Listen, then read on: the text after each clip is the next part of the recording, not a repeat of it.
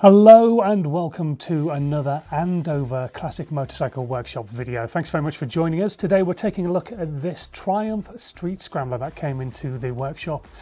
If you've not come across these before, beautiful bike, 64 bhp, they've got a decent seat height, they don't weigh very much, about 200 kilos. It's like a modern retro bike. It's far more like an urban scrambler than your typical what you would consider to be a scrambler, but an amazing bike, really lovely to look at. Obviously got that modern slant on it as well. But this bike came in for a brand new drive chain. However, when we opened up the covers, we found stones and dirt and everything had got all around the front sprocket. And because there's actually no way out, all this dirt and rubbish sits inside the front chain guard.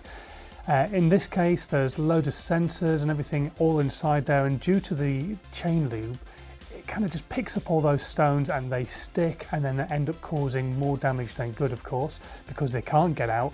In this case, the bike had a chip in the front chain sprocket, so that needed replacing, as well as the rear sprocket and also the original job of changing the chain. So as you can see, all the dirt was probably the biggest part of this job, clearing all that out. There's so much of it inside there, but once we got it all cleared out, got everything changed over, all the new bits put back on the bike, it was running like a dream again. Sometimes the jobs we get into the workshop are really simple, really easy, but just take a little bit of time just so that we get it done right and nicely for the owner. If you've got anything wrong with your bike and you're struggling to sort it out, of course you can get in touch with us here at the workshop and we'll do our best to help you out, or you can just get your bike booked in and we can do the work for you, of course, as well.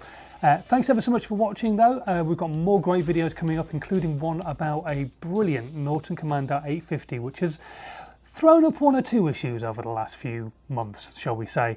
But until next time, thanks ever so much for watching and safe riding.